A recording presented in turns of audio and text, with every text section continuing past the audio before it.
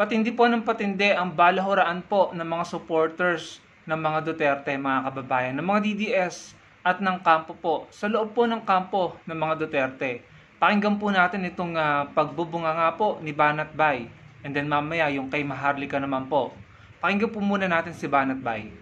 Kung ikaw ay totoong Duterte supporter, kung totoo ka, ina ka, tumahimik ka na. Bakit? Naiiskandalo na si Tatay Digong. Tumahimik ka na dahil inuungkat mo na yung buhay ni Pangulong Duterte. Binababoy mo na siya. Kung ikaw may problema ka doon sa ibang nasa paligid ni Pangulong Duterte, makiramdam ka naman. Dahil ang nabababoy, hindi yung tinitira mo, kung hindi si Pangulong Duterte. Unless totoo yung narinig kong bayad ka para gawin ito. May narinig ako. Pero hindi ko na lang yung i-consider. Pero may narinig akong binabayaran ka ng isang taong nagseselos kay Pangulong Duterte. Ngayon, kung akala mo nakakatulong ka sa pamilya na Duterte, eto na yung anak ni Pangulong Duterte, nagsalita na. So this time, you better shut up ka na, shut the...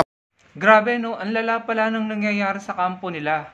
Imagine, yung mga lumalabas sa bibig po ni Banat Bay, pagmumura, at saka in my understanding, binastos daw po si dating Pangulong Duterte. Yung una kong video na ibinahagi sa inyo, yung rant po ni Maharlika, may kalaswaan po na di umano, mga malalaswang picture, no? Na kinuhanan po. Body parts nga po yung tinutukoy dun at private moment po ni dating Pangulong Duterte. And sinabi po ni Banat Bay, nagbigay na daw ng statement yung anak ni dating Pangulong Duterte. Pagkakaalam ko po, si Kitty Duterte, ito po yung naging statement niya.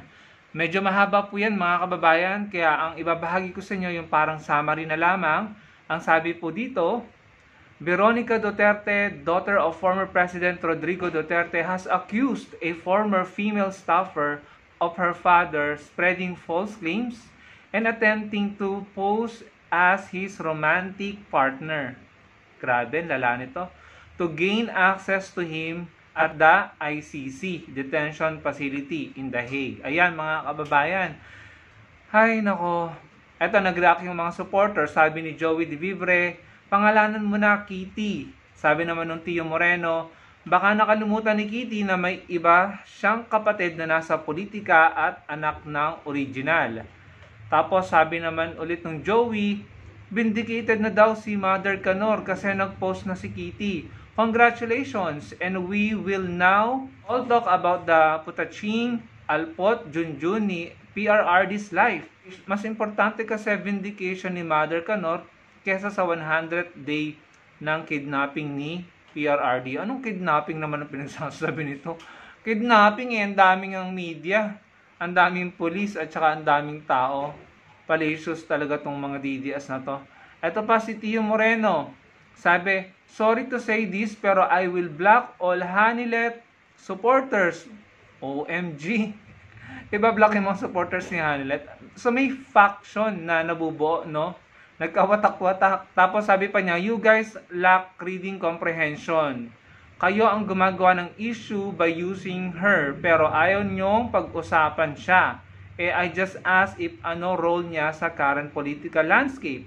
Masama ba yun? Ayan mga kababayan, grabe po kalala no. Bago po tayo magpatuloy, si Banat Bay nagrarant po patungkol dun sa di umano'y pambabastos na ginawa kay dating Pangulong Duterte.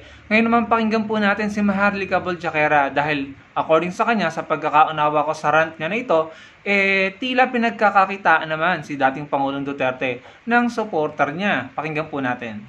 Pakampi-kampi ka pa? Sino-sino tinatawagan mo? Isa-isayin natin yung mga tinawagan mo. Hindi lang muna ngayon. Sabi ko kasi series to Ayoko i-boast lahat. Nagpakawala siya ng pera sa dahig. Ang question natin, sino ang nagbigay sa'yo? Dahil kung mahal mo ang Duterte, hindi mo iti-take advantage, girl. Magpuproduce ka ng pelikula na hindi ka nagpaalam o documentary. Hindi ka nag-courtesy sa pamilya. Nauna ko pa kang nalaman gusto mo aminin ko? Ako nag-chika. Kasi hindi ko kaya. Ako ang nagmarites. Kaya nalaman na ikaw ay magpuproduce. Di ba pinatigil kayo? Di ba pinatigil kayo ng kaibigan ninyo? You are for money, girl. You are not for Duterte. Ako, umuwi ako ng Amerika na broke. Sa totoo lang. Umuwi kami ng Amerika na broke kami. Because we spend our own money. We don't have budget kahit kanino. Ikaw, may pondo, tapos gagawa ka pa ng documentary? Really? Is that for PRRD? Wag kami. Ayun mga kababayan, sobrang lala no. So si Banat Bike, yung pagwawala ni Banat Bike dun sa unang video is about sa pambabastos daw di umano na ginawa kay dating Pangulong Duterte. Ito naman si Maharlika nagwawala dahil di umano sa pagkakaintindi ko, tila pinagkakakitaan si dating Pangulong Duterte. And sinong gumagawa nito? Mga supporter ni Duterte, mga kababayan. Kaya sa mga kaloyalist ko dyan at mga kakamping, huwag tayong gagaya sa ganun. Pwede tayong makialam, mag-discuss ng mga issues na may kinalaman po sa bansa natin na nagiging role ng mga sinusuportahan natin ni PBBM or ni Atty. Leni Robredo. Pero yung personal life nila, na alam ko naman na maayos ang personal life nila, no? Hindi kagaya ng personal life ng mga sinusuportahan ng mga DDS. Grabe, hindi ko po ma-imagine, no? Alam ko naman na maayos, decente yung pamumuhay ng mga sinusuportahan natin, mga kakamping at mga kaloyalist, no? Hindi tayo hahantong sa ganyan. Pero, wag po tayong bumaba or gumaya sa level ng mga DDS. Yung paraan nila ng pananalita, parang walang breathing.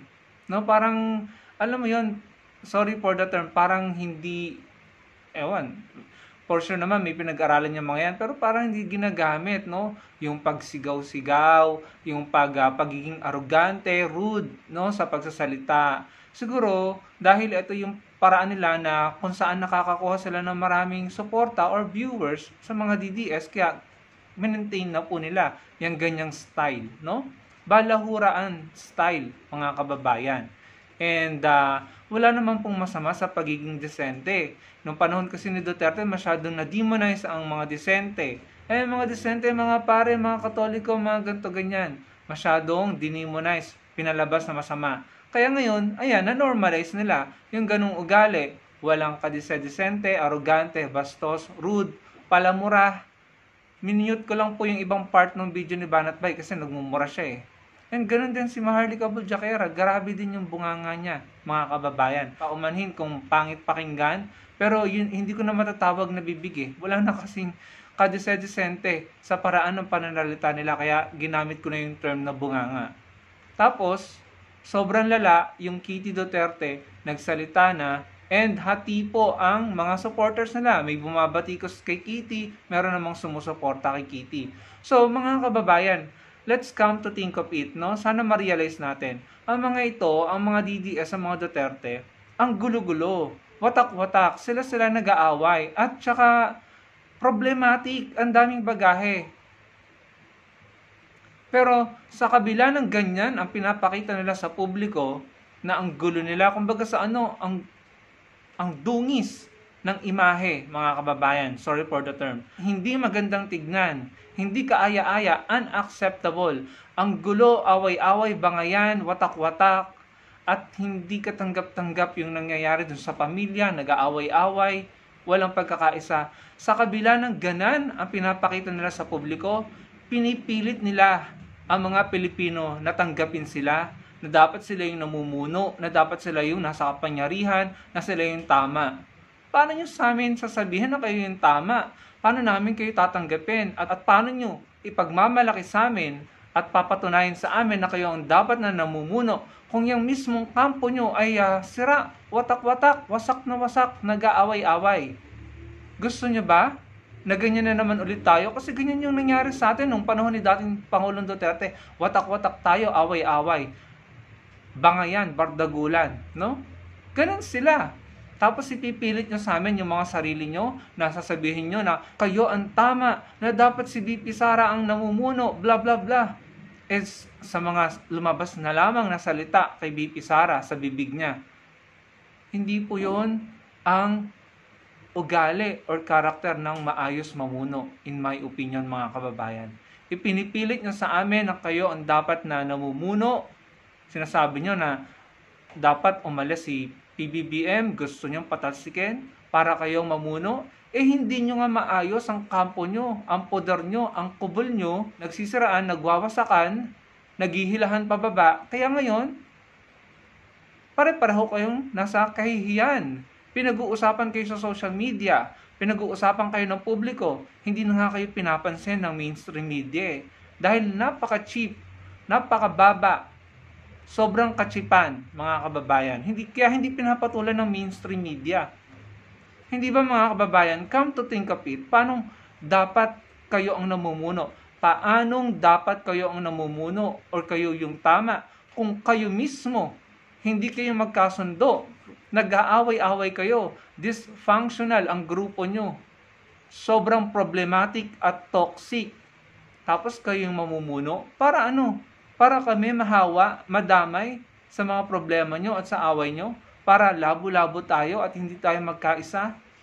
Hindi po pwede ang gusto nyo.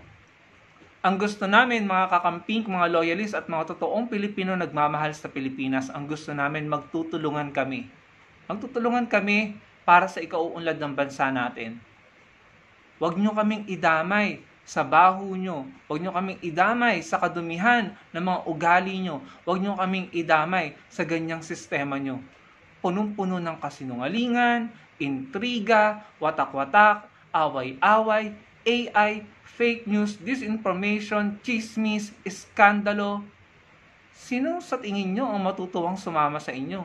Kaya at this point of time, ang dami ko nang nakikitang mga DDS na umaayaw na sa inyo, na tinatawag ang mga sarili nila na mga ex-DDS, mga kababayan. Kahit nga si Panelo Si Panelo, todo batikos kay Roque. Si Panelo, todo batikos sa Duterte Youth Party List. Hindi daw niya gusto. Hindi daw siya believe sa Duterte Youth Party List. Pakibasa na lamang po. I may be inaccurate, pero ayan po yung statement ni Panelo. And mismo si Panelo, sinabi niya, parang blind fanatics daw ang mga DDS. No? Nung sinabi niya kung bakit nanalo si Kiko Bam, dahil sa Gen Z. Yung Duterte, hindi siya believe doon. Yun yung pagkakaunawa ko sa sinasabi ni Panelo. And blind fanatics daw po ang mga DDS. Kaya ngayon, dahil mas madami ang Gen Z at Millennials na boboto sa 2028, gumagawa kayo ng AI kuno ng isang Gen Z na sumusuporta kay VP Sara. Nadibang kayo. Nadibang si Bato. Nadibang si Baste. Nag-share ng AI video na wala namang katotohanan. Diba nakakahiya, mga kababayan? Grabe, nakakaumay yung mga DDS. Awayan ng awayan, balahuraan, nagpapakalat ng fake news, AI, disinformation. Nasa sa inyo, mga DDS, kung gusto nyo manatili sa ganyang sistema. Nasa sa inyo yan. Pero kami, gusto namin ng pag-unlad sa Pilipinas. Maginhawang pamumuhay ng mga Pilipino. At hindi namin makakamit yan, kung ganyang sistema ang paiirali natin sa bansa natin. Kaya nagpapasalamat ako dahil merong common ground at pagkakaisa at pagkakaunawaan ang mga kakamping at mga loyalist. At nagpapasalamat ako na mas marami tayo. Maraming pong salamat sa panonood, mga kababayan. Sana po yung minarealize kayo sa binahagi ko at malike nyo ang video natin at makapag-komento kayo at magkita-kita po tayo sa susunod kong video. Salamat po.